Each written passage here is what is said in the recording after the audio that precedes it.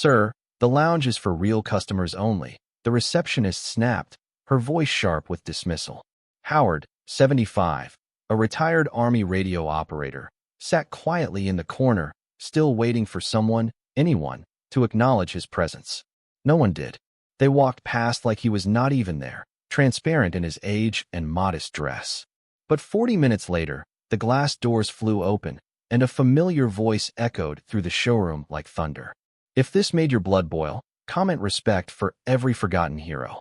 Howard, 75, had served in the Army Signal Corps in Vietnam, maintaining communications in the most desperate situations, when lives hung in the balance of a clear transmission. Since retiring, he lived modestly in a small house on the edge of town, fixing radios in his garage and volunteering 3 days a week at the local Veterans Affairs, helping younger veterans navigate the maze of benefits they had earned with their service. One crisp morning, his neighbor Frank offered to give him a ride to the dealership. After years of careful saving, Howard had finally accumulated enough to buy a used car. Nothing fancy, just something reliable to get him to his doctor's appointments and the grocery store when winter made walking impossible. Dressed in his cleanest flannel shirt, old but polished boots, and his least worn pair of jeans, he entered the gleaming showroom with its polished floors that reflected the fluorescent lights above. The smell of new leather and ambition filled the air. No one greeted him. Not one of the 5 salespeople clustered around their desks bothered to look up or acknowledge his presence. He found a seat near the coffee machine and waited patiently, the way men of his generation had been taught.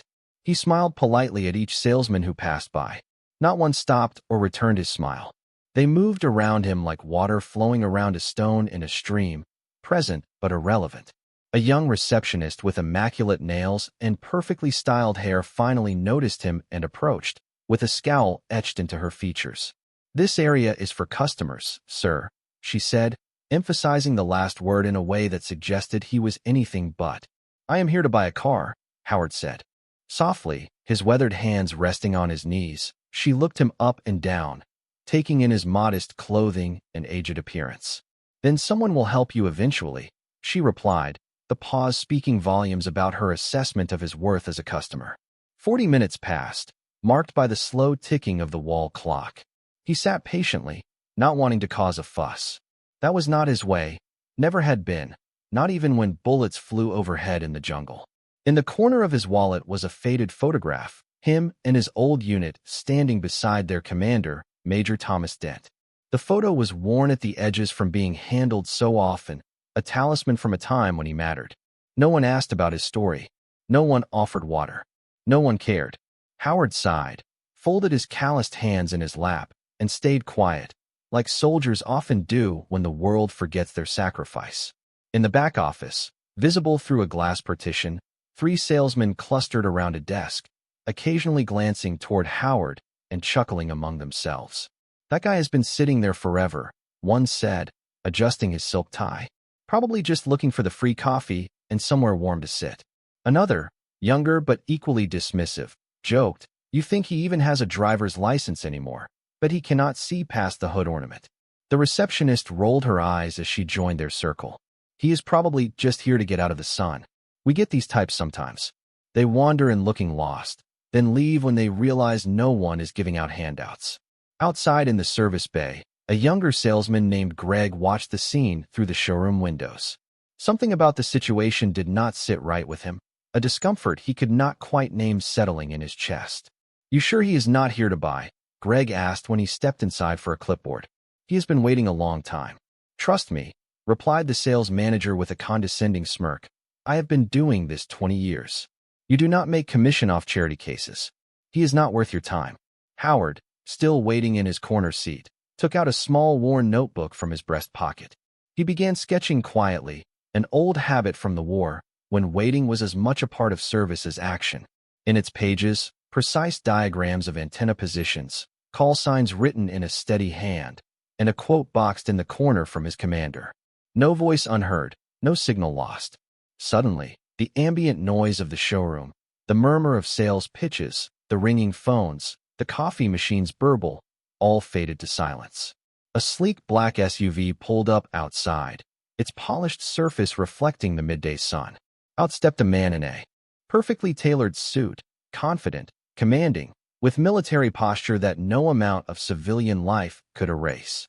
Major Thomas Dent, now a retired colonel and successful businessman whose company supplied communications equipment to half the eastern seaboard, walked in, his presence immediately filling the room, and scanned the faces before him until his gaze settled on Howard.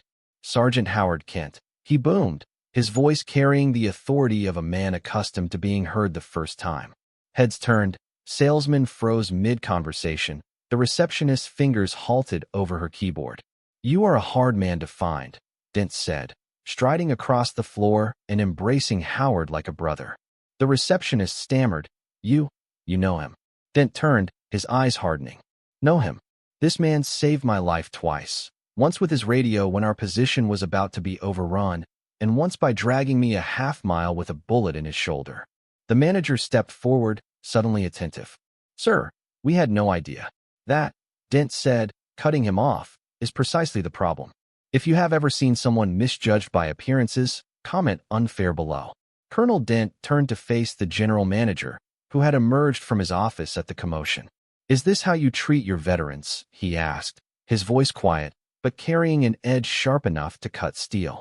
"We did not know he was a veteran," the manager mumbled, adjusting his tie nervously. "But you did not ask either, did you?" Dent replied, his gaze unwavering. "You saw an old man in modest clothes and decided his story was not worth knowing." The showroom remained silent, the air heavy with collective shame and the sudden realization that they had badly misjudged the situation. Dent pulled out his phone and made one call, speaking in terse, efficient phrases that everyone strained to hear but could not quite catch. 15 minutes later, while Howard and Dent caught up over coffee that the receptionist had hurriedly provided, two men in expensive suits entered. They carried leather portfolios and spoke briefly but intensely with the general manager, whose face gradually drained of color as the conversation progressed. When they finished, Dent stood and addressed the now gathered staff. "For those wondering what just happened, I have purchased a majority stake in this dealership," he announced. "Effective immediately, I am the primary owner." The staff gasped collectively. The sales manager's coffee mug slipped from his fingers, shattering on the floor, the sound punctuating the shock that filled the room. "First order of business," Dent continued, his voice carrying the same authority it had in combat zones.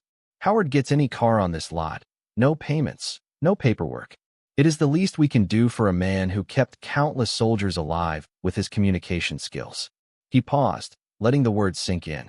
"Second, everyone here gets retrained in how to treat customers, all customers, with dignity and respect, or they get replaced starting today." He turned to Howard, his tone softening.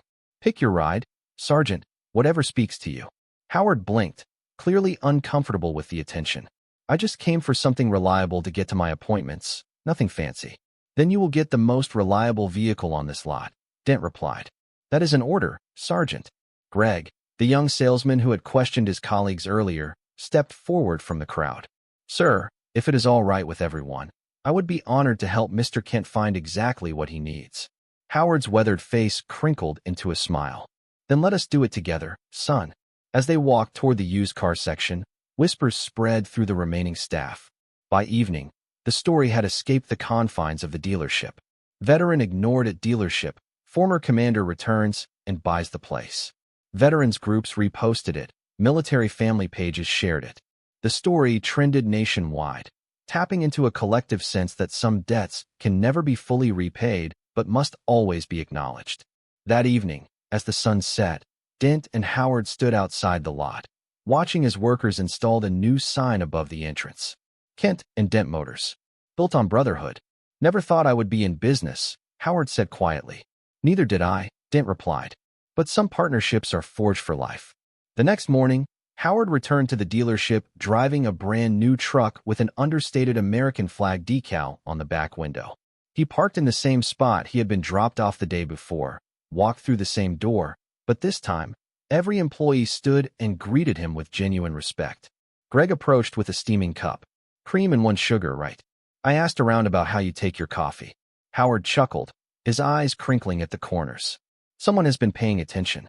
The receptionist, now reassigned as a trainee in customer relations, nodded silently from her new desk, her expression a mixture of embarrassment and newfound understanding.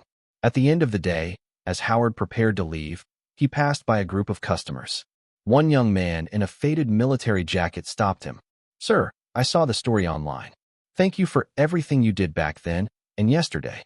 Howard just nodded, his hand briefly touching the younger veteran's shoulder. "No voice unheard," he said softly. That phrase later appeared on the wall behind the reception desk, in bold bronze letters that caught the morning light.